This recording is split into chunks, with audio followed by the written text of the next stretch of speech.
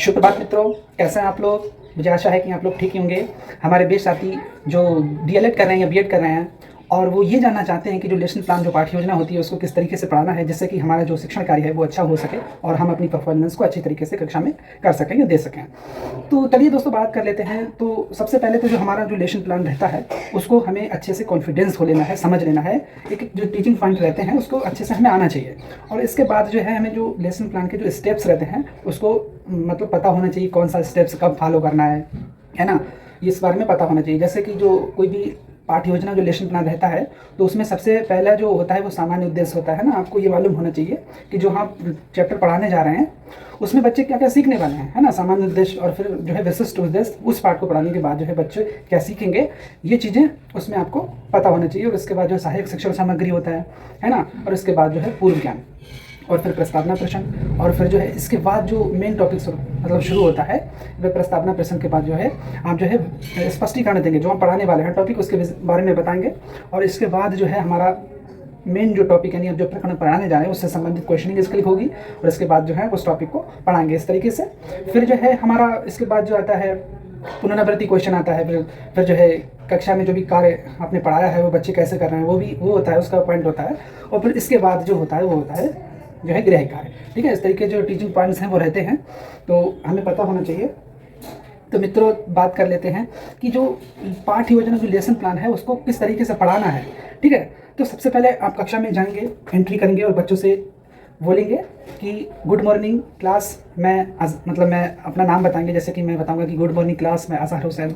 और आप जिस विषय को भी पढ़ा रहे हैं, जो भी आपका शिक्षण विषय है उसके बारे में बताएंगे कि good morning class Azhar Hussain, मैं आपके जो है सामाजिक अध्ययन विषय का या हिंदी विषय का छात्राध्यापक हूँ और आज मैं आपको हिंदी पढ़ाऊँगा, है ना। और आपका जो इस टाइम पर आपका जो फेस है वो स्माइलिंग फेस होना चाहिए। बच्चों का बच्चे और आपका जो है आई टू आई कॉन्टेक्ट होना चाहिए। आपकी जो नज़र है वो एक एक बच्चे पे होना चाहिए, कौन सा बच्चा क्या कर रहा है। और इसके बाद जो है आप बच्चे को ये बोलेंगे कि आप अपनी जो है पाठ्य पुस्तक और कॉपी पेन निकाल लीजिएगा और जब तक मैं जो हूँ कुछ श्याम पत्थर पे उसकी अंकित करता हूँ, है ना। आप बच्चे को बताकर ही जो ब्लैक बोर्ड रहता है उस पर लिखेंगे। तो ब्लैक बोर्ड पर आप जो है सबसे पहले दिनांक लिखेंगे, फिर इसके बाद आप जो विषय पढ़ा रहे हैं वो लिखेंगे और इसके बाद जो है उपविषय लिखेंगे। जैसे मान लो आज तारीख जो है 20 मई 2024 है ना, वो आप लिखेंगे। और इसके बाद जो है आप अपना विषय सामाजिक अध्ययन है, उपविषय विषय के अंतर्गत आप क्या पढ़ा रहे हैं, भूगोल पढ़ा रहे हैं, इतिहास पढ़ा रहे हैं, है ना, ये नागरिक शास्त्र पढ़ा रहे हैं, जो भी हम पढ़ा रहे हो वो लिखेंगे। जैसे मान लो आज मैं आपको जो समझाने वाला हूँ डेमो के माध्यम से, तो मैं भूगोल समझाने वाला हूँ। ठीक है, हमारा जो विषय है वो सामाजिक अध्ययन है और आज मैं जो पढ़ाने जा रहा हूँ वो है भूगोल। फिर दूसरी साइड में आप जो है लिखेंगे कक्षा, वर्ग, कालांश, है ना, और समय अवधि, यानी जो कितने समय का आपका जो पीरियड है वो रहने वाला है वो टाइम लिखेंगे। और बीच में आप लिखेंगे जो है प्रकरण। ठीक है, आप प्रकरण को लिखेंगे। और दोस्तों आपको प्रकरण जो है ऐसे नहीं लिखना है, ठीक है, एकदम से आपको प्रकरण जो भी आप पढ़ा रहे हैं ऐसे नहीं लिखना है। आप पहले बच्चों से क्वेश्चनिंग स्किल करेंगे, है ना, इंट्रोडक्शन जो स्किल जो रहती है, प्रस्तावना क्वेश्चन, वो प्रश्न पूछेंगे। और इसके बाद जब आप जो है उद्देश्य बता रहे हो, आप जो स्पष्टीकरण दे रहे हो टॉपिक का, इसके बाद जब हम समझाते हैं इसके बाद हम श्याम पट पर जो है जो टॉपिक है उसको लिखेंगे। तो मित्रों बात कर लेते हैं आप किस तरीके से करना है। ठीक है, आप बच्चों को बताएंगे कि जो है मैं श्याम पट पर कुछ प्रविष्टि अंकित करता हूँ। फिर उसको करने के बाद आप जैसे इंटरेस्ट फिल करते हैं ब्लैक बोर्ड पर, फिर आप बच्चों के सीधे सामने आ जाते हैं। अब बच्चों से कहते हैं कि बच्चों मैं आपसे कुछ सामान्य से प्रश्न पूछूंगा, जिस किसी को भी मेरे प्रश्न का उत्तर आता हो वो हाथ खड़ा करके जो है मेरे प्रश्न का उत्तर देगा। और याद रहे कोई भी समूह में उत्तर नहीं देगा, है ना। ऐसा नहीं है कि दो बच्चे एकदम से प्रश्न का उत्तर दे रहे हैं या दो मतलब कई एक बच्चे दे रहे हैं तो आप भी समझ नहीं पाएंगे। तो जिस किसी को भी आता है वो बच्चा हाथ खड़ा करेगा और आपके जो प्रश्न पूछ रहे हैं उसका उत्तर पूर्ण वाक्य में देना है, यानी कि अधूरे वाक्य में नहीं होना चाहिए, एक शब्द में मतलब जो है उत्तर नहीं होना चाहिए, पूर्ण वाक्य में बच्चों से आपको जो है उत्तर है वो लेना है। ठीक है, तो बात कर लेते हैं आप किस तरीके से करना। जैसे अब आप कक्षा में जाएंगे, अब आप बच्चों से क्वेश्चन पूछेंगे। तो जैसे मान लो मैं आज वायुमंडल जो है चैप्टर पढ़ाने जा रहा हूँ, है ना, डेमो के माध्यम को समझा रहा हूँ, तो वो कैसे करना है आपको। तो सबसे पहले आप बच्चों से जो इंट्रोडक्शन स्किल्स रहती है उसका निर्माण करेंगे, है ना। प्रस्तावना प्रश्न जो रहते हैं वो पूछेंगे। ठीक है, आपके पास जो है सहायक शिक्षण सामग्री है ये सारी होनी चाहिए। जो आप पाठ्य योजना पढ़ाने जा रहे हैं उससे संबंधित जो भी चार्ट्स होते हैं, है ना, जो आप टॉपिक पढ़ाएंगे वो आपके पास होने चाहिए। आपके पास लपेट, श्याम पट, पॉइंटर, है ना, चौक, डस्टर, ये सारी चीज़ें रहनी चाहिए। ठीक है, अब हम जो है प्रस्तावना प्रश्न पूछेंगे। जैसे मान लो मैं बच्चों से पूछूंगा कि अच्छा प्रस्तावना प्रश्न की थोड़ी बात कर लेते हैं। हम जो प्रस्तावना प्रश्न पूछेंगे वो इस तरीके के होने चाहिए कि बच्चों ने वो चीज़ें पहले से सीख रखी हैं। इस हिसाब से हम उनसे जो है प्रश्न पूछेंगे। अब जैसे मान लो कोई बच्चा है, उसको आप नया ज्ञान ऐसे ही दे रहे हैं कक्षा के भीतर, तो वो उसको समझ नहीं पाएगा। आपने तो समझ लिया है क्योंकि हम लोग बड़े हैं, लेकिन बच्चा जो रहता है उसको हम उसके पूर्व ज्ञान के आधार पर जो उसने पिछली कक्षा में या जो है पहले में सीख रखा हो, उसके आधार पर हम उससे क्वेश्चन पूछेंगे। ठीक है, तो जैसे मान लो अब मैं बच्चे से पूछूंगा कि सौरमंडल में कितने ग्रह होते हैं, है ना। अब बच्चा जिसको पता होगा वो हाथ खड़े करेगा। ठीक है, अब वो खड़ा होगा। अब बच्चा बताएगा कि सर सौरमंडल में 8 ग्रह होते हैं, है ना। अब मान लो कोई बच्चा बता रहा है कि 8 होते हैं, तो इस तरीके से अधूरे वाक्य में आपको जो प्रश्न है उसका उत्तर नहीं लेना है। अब बच्चे से कहेंगे कि सौरमंडल में 8 ग्रह होते हैं ना, जो बच्चा है वो बताएगा। ठीक है, इस तरीके से आप जो है इसी बीच जैसे मान लो बच्चे ने बताया कि सौरमंडल में 8 ग्रह होते हैं, तो यहाँ पर आप एक स्किल्स जो रहती है वो यूज़ कर सकते हैं। तुरंत आप रिफोर्समेंट स्किल जो कि होती है, आप उसको शाबाशी दे सकते हैं, वेरी गुड, शाबाश, थैंक यू, उस तरीके से बच्चे को बोल सकते हैं। फिर इसी क्वेश्चन से हम दूसरा क्वेश्चन बनाएंगे, है ना। जो बच्चे ने आंसर दिया है उसी उत्तर के आधार पर हम जो दूसरा क्वेश्चन है उसका निर्माण करेंगे। अब जैसे बच्चे ने बताया, पहले क्वेश्चन का आंसर आपने पूछा कि सौरमंडल में कितने ग्रह होते हैं, बच्चे ने बताया कि सर सौरमंडल में 8 ग्रह होते हैं। अब जो बच्चे ने उत्तर दिया है उससे हम दूसरा क्वेश्चन बनाएंगे कि कुछ ग्रहों के नाम बताइए। अब जो बच्चा जिसको आता होगा वो खड़े होकर बताएगा कि कुछ ग्रह इस प्रकार हैं कि बुध ग्रह, शुक्र ग्रह, शनि ग्रह, बृहस्पति ग्रह, पृथ्वी, यूरेनस, है ना। इस तरीके से जो ग्रह होते हैं 8 या 9 वो बच्चे बताएंगे। ठीक, फिर आप बच्चों से पूछेंगे कि हम लोग किस ग्रह पर रहते हैं, तो बच्चे बताएंगे कि सर हम जो है पृथ्वी ग्रह पर रहते हैं। फिर आप उससे तीसरा क्वेश्चन बनाएंगे कि पृथ्वी के चारों ओर क्या होता है, तो बच्चे बताएंगे सर पृथ्वी के चारों ओर जो है वायुमंडल होता है ना। फिर आप बच्चे से पूछेंगे कि वायुमंडल के चारों ओर क्या है। हमारा जो 5वां क्वेश्चन है वो समस्यात्मक होना चाहिए, क्योंकि आप बच्चे को जो टॉपिक है वो समझाने जा रहे हैं, है ना। इस तरीके से पूछेंगे कि पृथ्वी के चारों ओर क्या है, तो बच्चे समस्यात्मक उलझन में पड़ जाएंगे कि सोचने लग जाएंगे कि उनको पता नहीं होता है। अब यहाँ पर आप जो है स्पष्ट आवाज़ आपकी स्पष्ट होनी चाहिए, जिससे कि कक्षा का जो सबसे पीछे डेस्क पर बच्चा बैठा है वो भी उसको सुन सके। ठीक है, आप बताएंगे कि विभिन्न गैसों के सम्मिश्रण को ही वायुमंडल कहते हैं, जिसके विषय में विस्तार से जानने के लिए आज हम वायुमंडल पाठ का अध्ययन करेंगे। ठीक है, आपने जैसे ही स्पष्टीकरण दिया, फिर आप जो है इसको बताने के बाद में आप प्रकरण जो आपने छोड़ रखा था, प्रकरण आप लिख सकते हैं वायुमंडल, और उसको जो है इन्वर्टिस कामास करके अंडरलाइन कर देंगे।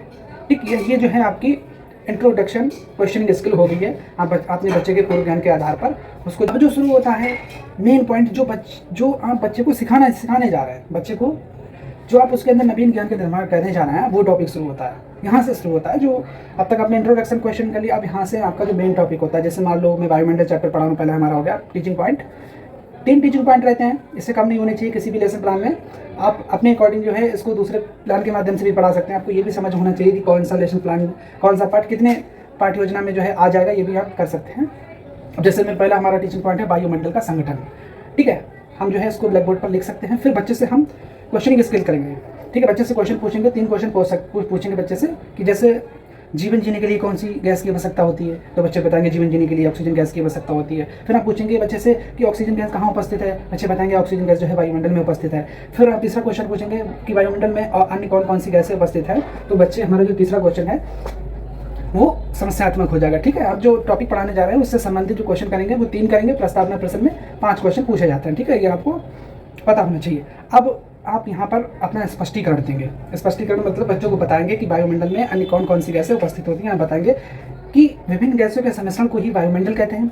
वायुमंडल में, ठीक है, वायुमंडल में 78% नाइट्रोजन। अब इसी बीच आपने जो चार्ट तैयार किया हुआ है उसको आप प्रेजेंट कर सकते हैं बच्चों के सामने।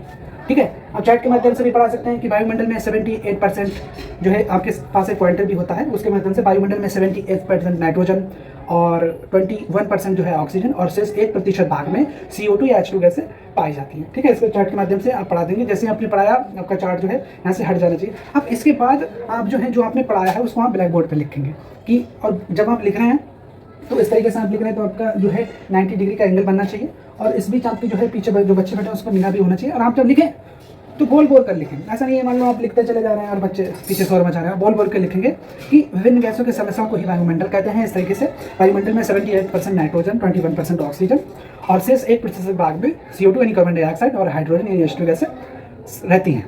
ठीक है, इसको आप बोल बोल के ब्लैक बोर्ड पर लिखेंगे। अब इसके बाद आपने जो बच्चों को पढ़ाया है, इसी से हमारा दूसरा टीचिंग पॉइंट स्टार्ट हो जाता है। अब आप लिखेंगे कि वायुमंडल की जो है परतें, है ना, वायुमंडल की जो परतें होती हैं हमारा दूसरा टीचिंग पॉइंट हो जाएगा, उसके बारे में पढ़ेंगे। अब इसके जो क्वेश्चन हैं वो जो है हम जो है फर्स्ट हमने जो टीचिंग पॉइंट पढ़ाया है उससे हम जो है क्वेश्चनिंग जो है कर सकते हैं, क्योंकि बच्चे ने जो सीखा हुआ है उसके आधार पर जो फर्स्ट टीचिंग पॉइंट है उसके अकॉर्डिंग हम उससे क्वेश्चन कर सकते हैं। अब जैसे पूछेंगे कि वायुमंडल में ऑक्सीजन कितने प्रतिशत पाई जाती है, तो बच्चे बताएंगे वायुमंडल में ऑक्सीजन जो है वो 21% पाई जाती है। अच्छा, वायुमंडल में अन्य कौन कौन सी गैसें पाई जाती हैं, तो वायुमंडल में जो है नाइट्रोजन, ऑक्सीजन, है ना, CO2, H2, बच्चे विभिन्न तरीके से उत्तर देंगे। फिर इसके बाद आप बच्चों से तीसरा क्वेश्चन पूछेंगे कि वायुमंडल की परतों के विषय में आप क्या जानते हैं, तो बच्चे समस्यात्मक हमारा प्रश्न हो जाएगा। फिर इसके बाद आप जो है बच्चों को बताएंगे कि वायुमंडल में 5 प्रकार की परतें पाई जाती हैं, ठीक है। अब इसी बीच आपका जो चार्ट तैयार है टॉपिक से संबंधित उसको हम प्रेजेंट कर सकते हैं, बच्चों के सामने चार्ट के माध्यम से पढ़ा सकते हैं कि वायुमंडल में 5 परतें पाई जाती हैं। सबसे निचली परत क्षोभ मंडल, है ना, दूसरी परत उससे ऊपर की जो है समताप मंडल, आयन मंडल, मध्य मंडल और वायुमंडल होती है। जो चार्ट है उसके माध्यम से आप पढ़ा सकते हैं। फिर इसके बाद जो एक एक परत है, जैसे सबसे निचली परत है क्षोभ मंडल है, तो आप उसके बारे में बच्चों बताएंगे कि ये वायुमंडल की जो है सबसे निचली परत है और इसमें मौसम संबंधी जो घटनाएं हैं वो घटित होती है, ठीक है। इस तरीके से आप बच्चों को एक्सप्लेन करके भी बता सकते हैं, इन शॉर्ट भी बता सकते हैं कि जैसे मान लो क्षोभ मंडल में पढ़ा रहे हैं तो ये वायुमंडल की सबसे निचली परत है और इसमें मौसम संबंधी घटनाएं घटित होती हैं, ठीक। आप चार्ट के माध्यम से समझा सकते हैं और इसके बाद जो है यही टीचिंग पॉइंट आपको ब्लैक बोर्ड पर लिखना है, ठीक है। इसको डिटेल में भी आप समझा सकते हैं। दूसरी परत जैसे समताप मंडल, ये इसमें जो है ओजोन परत अवस्थित होती है तथा इसमें मौसम जो है सामान्य रहता है ना। इस तरीके से मध्य मंडल ऐसे हम पढ़ा सकते हैं। फिर आपका जो है थर्ड टीचिंग पॉइंट हो जाएगा। थर्ड टीचिंग पॉइंट के बाद जो है आपका जो है कक्षा में आपने जो पढ़ाया है आप बच्चों को बोलेंगे कि आप जो है जो मैंने पढ़ाया है वो अपनी कॉपी पे लिख लीजिएगा, बच्चे सारे लिखेंगे। इसके बाद जो है कक्षा का आप घूम घूम कर जो है अध्ययन करेंगे, देखेंगे कौन बच्चा लिख रहा है, कौन नहीं लिख रहा है, कौन खाली बैठा है, उसको आप देखेंगे और उसको अपनी अकॉर्डिंग जो है उसको इंस्ट्रक्शन देंगे। इसके बाद जो है मेन हमारा जो टॉपिक आता है कि जो हमने बच्चे को नवीन ज्ञान सिखाया है, जो अधिगम सिखाया है, लर्निंग सिखाई है, उसको किस तरीके से बच्चे ने सीखा है उसका आप मूल्यांकन करेंगे। बच्चे जो है पुनरावृत्ति क्वेश्चन पूछेंगे कि जैसे वायुमंडल में कौन कौन सी गैसें पाई जाती हैं, ये वायुमंडल की परतों के नाम बताइए। इस तरीके से आप बच्चे से क्वेश्चन करेंगे और इसके बाद उसको जो है गृह कार्य देंगे, है ना।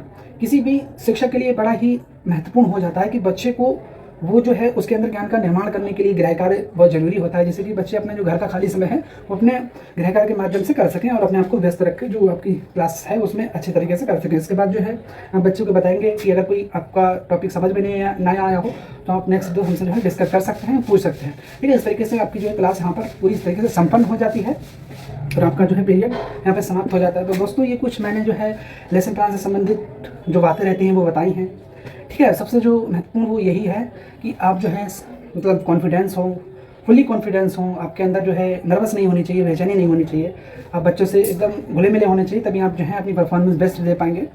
और एक दोस्तों बड़ा ही महत्वपूर्ण बात ये मैं आपको बताना चाहता हूँ कि आप जो है अगर आप DLED करें तो 1 महीने की टीचिंग होती है ना।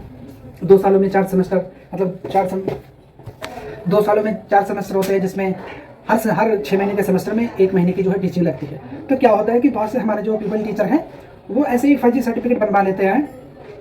तो मैं उनसे कहना चाहता हूँ कि मित्रों इससे आप स्वयं को धोखा दे रहे हैं। यदि आपको एक अच्छा शिक्षक बनना है तो आप पूरी ईमानदारी के साथ, पूरी पारदर्शिता के साथ आपका जो स्कूल है उसमें काम करिएगा, तभी आप बेस्ट शिक्षक बन सकते हैं।